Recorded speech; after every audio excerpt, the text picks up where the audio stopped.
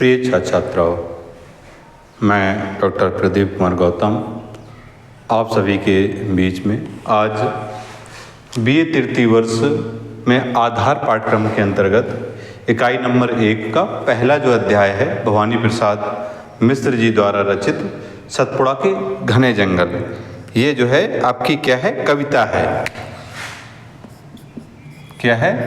कविता है।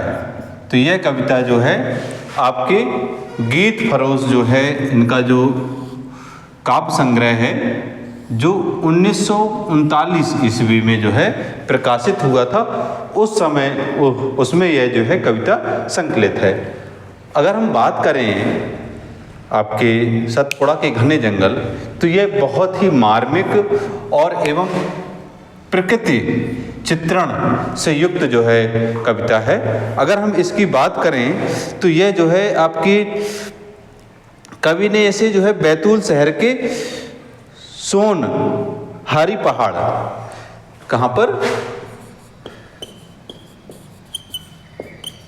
बैतूल जिले के सोनहारी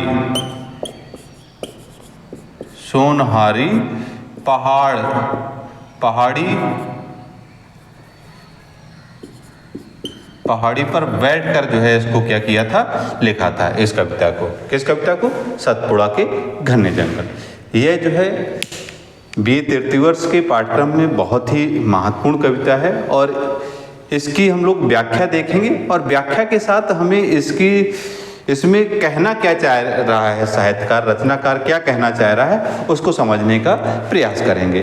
तो हम लोग देखते हैं, कवि लिखता है कि सतपुड़ा के घने जंगल नींद में डूबे हुए से ऊँघते अनमने जंगल। अर्थात हम लोग जब भी सतपुड़ा की बात करते हैं तो सतपुड़ा की पहाड़ियाँ, जब भी मध्य प्रदेश का हम लोग राजनीतिक हो, साहित्यिक हो, भौगोलिक हो, जब इतिहास पढ़ते हैं तो सतपुड़ा की पहाड़ियों की चर्चा जरूर आती है। तो सतपुड़ा के घने जंगल, नींद में डूबे हुए से ऊँघते अनमने जंगल। यहाँ पर कवि कहता है कि सतपुड़ा के जो जंगल हैं वो नींद में डूबे हुए से ऊँघते अनमने जंगल। कि सतपुड़ा के जो घने जंगल हैं उनकी स्थिति इस समय ऐसी हो गई है जैसे कोई नींद में डूबा हुआ व्यक्ति हो। तो नींद में डूबा हुआ सा व्यक्ति क्या हो जाएगा? आलस्य से युक्त। कैसा है? आलस्य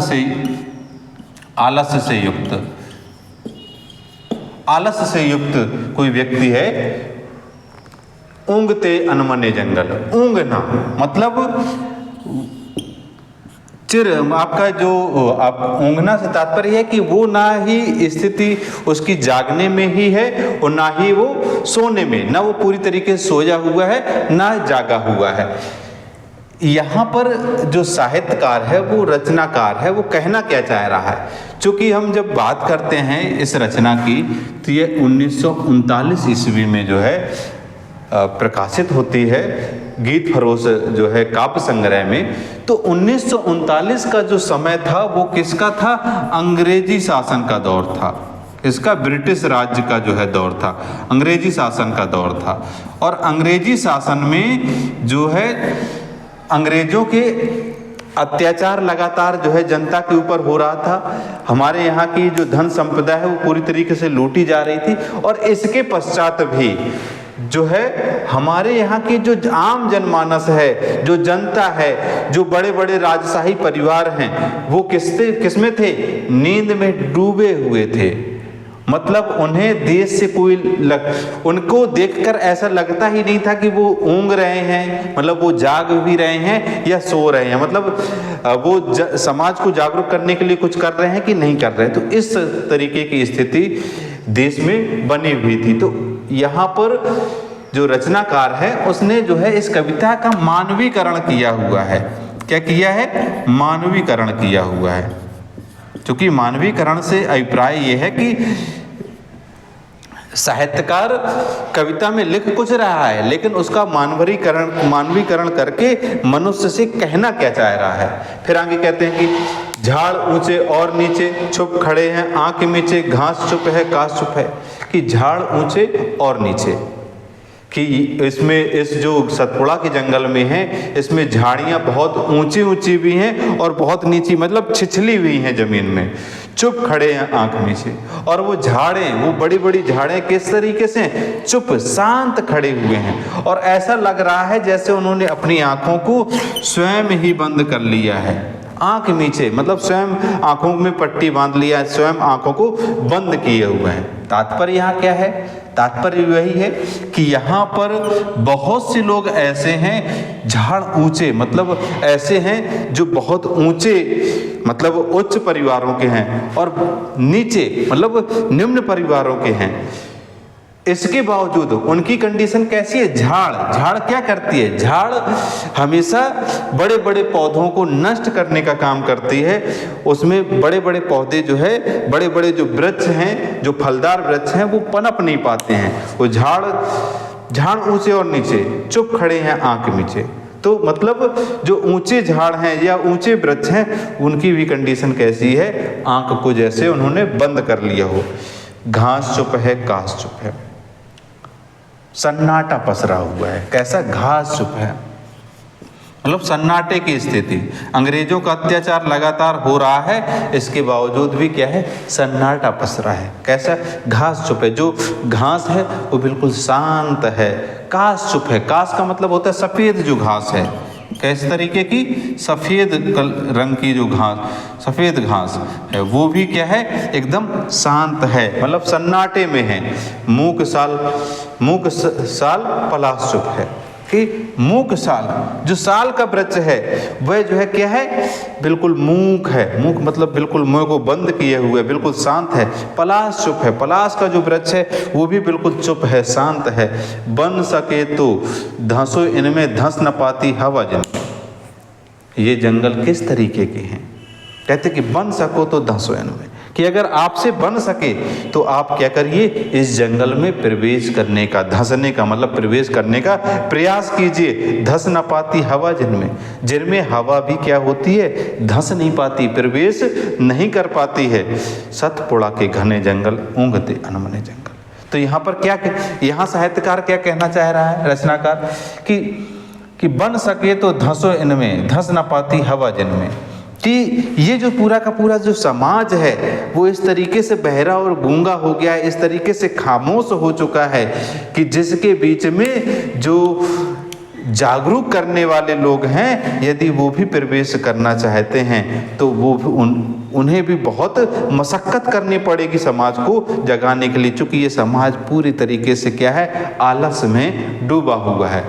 फिर कहते हैं आगे, सड़े पत्ते, गले पत्ते, हरे पत्ते, जले पत्ते, कि ये जो सतपुड़ा का जो जंगल है इसमें स्वाभाविक है, जब वृक्ष होंगे तो पत्ते जब नीचे गिरेंगे और पानी में जाएंगे तो कैसे हो जाएंगे? सड़ जाएंगे, गल जाएंगे। हरे पत्ते भी टूट कर गिरे हुए हैं। जले पत्ते, धूप की आंच की वजह से कुछ पत्ते जो है क्या हो गए हैं? जल भी गए हैं। तो यहाँ पर क्या है कहना चाह रहे हैं? कि सड़े पत्ते, गले पत्ते, कि समाज किस तरीके से हो गया है? घृणित स्वभाव का हो गया है। घृणित स्वभाव का हो गया है मतलब एक दूसरे से घृणा में वो आसक्त है, उनमें जान नहीं बची हुई है। वो आपस में क्या हो जा रहे हैं? जले जा रहे हैं। मतलब ईर्ष्या भाव जो है जागृत उनके मध्य में है। क्या है? ईर्ष्या भाव है। गले पत्ते, हरे पत्ते, जले पत्ते। फिर कहते कि वन पथ को ढक रहे ये पंख दल में पले पत्ते। क्या कि वन पथ को ढक रहे, मतलब जो वन का, सतपुड़ा के जंगल का जो वन का जो मार्ग है, जो रास्ता है, उसको ये क्या किए हुए? पूरी तरीके से ढक, इन पत्तों ने, सड़े गले हरे जले हुए पत्तों ने क्या कर लिया? उनको ढक लिया है। पंख दल में पले पत्ते। पंख का मतलब होता है कीचड़। क्या होता है? कीचड़। कि कीचड़ के पंख दल मतलब कीचड़ का समूह में पले पत्ते। ये जो पत्ते हैं वो कीचड़ के समूह में क्या हुए हैं? पले हुए हैं। चलो इन पर चल सको तो।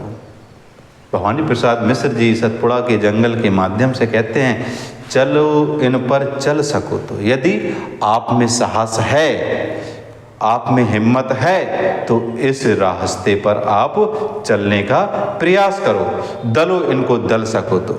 और ये जो विषमताएं हैं ढेर सारी, क्या हैं? विषमताएं हैं, उनको अगर संभव हो तो उनको क्या करो? दलने का प्रयास करो, मतलब अपने पैरों के नीचे कुचलने का प्रयास करो।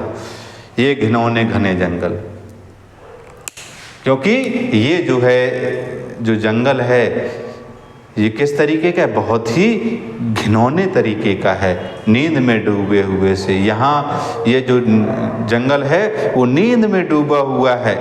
नींद में डूबे हुए से तात्पर्य यहाँ पर अभिप्राय क्या है रचनाकार का? कि जो समाज है वो पूरी तरीके से नींद में डूबा हुआ है। मतलब अंग्रेजों के इतने अत्याचार हो रहे हैं, इसके बावजूद समाज एकजुट नहीं हो रहा है, वह एकजुट होकर संघर्ष करने के लिए तैयार नहीं है। कर ऊँगते अनमने जंगल, अटपटी उलझी लताएं, कि इसकी जो लताएं हैं वो कैसी हैं? अटपटी हैं, मतलब समझ से परे हैं, समझ से परे हैं या अनबुझी हैं। अटपटी उलझी लताएं मतलब एक दूसरे में उलझी हुई लताएं हैं, और डालियों को खींच खाएं। और ये लताएं किस तरीके से हैं कि डालियों को खींच खाएं, मतलब डालियों को भी वो क्या कर लें, जो है खींच कर खा लें। खींच कर खा लें से तात्पर्य क्या है कि जो लताएं हैं वो उनमें इस तरीके से जो है बिध गई हैं और इस तरीके से जकड़ लिया है कि वो डालियां टूट कर और वहीं पर क्या हो गई हैं? सूख गई हैं। यहाँ अभिप्राय क्या है? यहाँ अभिप्राय रचनाकार का है कि समाज में उलझी लताएं, मतलब समाज एक दूसरे में ऐसा उलझा हुआ है, मतलब इतनी अधिक विषमताएं हैं, जातिगत विषमताएं, ऊंच नीच का भेदभाव इतना अधिक है। इस वजह से समाज क्या हो रहा है? एकजुट, जो अंग्रेजों के शासन के खिलाफ एकजुट होना चाहिए वो एकजुट नहीं हो रहा है। डालियों को खींच खाएं और एक दूसरे को ही वो क्या कर रहे हैं? आपस में तोड़ रहे हैं, आपस में एक दूसरे को मार काट रहे हैं। पैर को पकड़े अचानक, प्राण को कस लें कपाएं। कह रहे पैर को कस पकड़े अचानक। और ये कैसी लताएं हैं कि पैर को पकड़े अचानक, कि पेड़ पौधे के जो पेड़ होते हैं उनको अचानक पकड़, इस तरीके की लताएं हैं जैसे आप यदि कहीं जा रहे हो, वो अचानक आपके पैर को कोई पकड़ ले तो आप एकदम सन्नाटे में चले जाते हैं, आप एकदम आश्चर्यचकित हो जाते हैं और आप अंदर से पूरे हिल जाते हैं, मतलब आपकी प्राण शक्ति जो है वो एकदम कांप उठे। वैसी जो है कंडीशन जो है इन लताओं की है।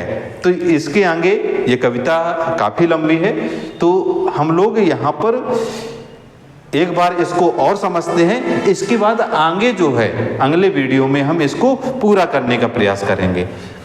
फिर से एक बार हम लोग देखते हैं, सतपुड़ा के घने जंगल, नींद में डूबे हुए से ऊँघते अनमने जंगल। यहाँ पर रचनाकार जो साहित्यकार भवानी प्रसाद मिश्र जी हैं, वो घने सतपुड़ा के जंगल के माध्यम से यह बताने का प्रयास कर रहे हैं कि जो समाज है वो नींद में डूबा हुआ है, और नींद में डूबे हुए होने की वजह से जो अंग्रेज हैं उनका शासन लगातार जो है बरकरार है। समाज में आपस में बहुत ढेर सारी जो है विघटन की स्थितियां हैं, और उन विघटन की स्थितियों की वजह से जो है जिस तरीके से सतपुड़ा का जो जंगल है उसमें झाड़ बहुत ऊंचे हैं, बहुत नीचे हैं, बहुत ढेर सारी खाइयाँ हैं, बहुत सी पहाड़ियाँ हैं, मतलब विषमताओं से भरा हुआ पूरा का पूरा जंगल है। उसी तरीके से समाज भी बहुत ही अधिक विषमताओं से भरा हुआ है। विषमताएं होना तो ठीक है, इसके साथ साथ उनमें आलस्य का भाव भरा हुआ है, एक दूसरे में ईर्ष्या का भाव भरा हुआ है, एक दूसरे में घृणा का भाव भरा हुआ है, और ये घृणा की भावनाएं ही समाज को और अधिक विखंडित करने का काम करती हैं। इसलिए रचनाकार यहाँ पर मतलब जब हम आगे पढ़ेंगे तो वो समाज को किस तरीके से एकजुट हों इसी कविता में बताएंगे। एक बार फिर से हम लोग समझे कि जो सतपुड़ा का जो जंगल है, यह इन भवानी प्रसाद मिश्र जी के काव्य संग्रह गीत फरोश में 1939 ईस्वी में प्रकाशित हुआ था। यह एक मार्मिक और प्रकृति चित्रण से युक्त कविता है। मिश्र जी ने इसको बैतूल जिले के सोनाहारी पहाड़ी में बैठकर जो है इसको लिखा हुआ था, और यह इसमें इस कविता में मानवीकरण पूरी तरीके से समाहित है। आपको यह वीडियो अच्छा लगा हो तो आप लोग चैनल को लाइक सब्सक्राइब अवश्य करें, साथ में ही अपने मित्रों को शेयर अवश्य करें, जिससे कि जो ये आपको पढ़ाया गया है आपके मित्रों तक जानकारी पहुंच सके। बहुत बहुत धन्यवाद।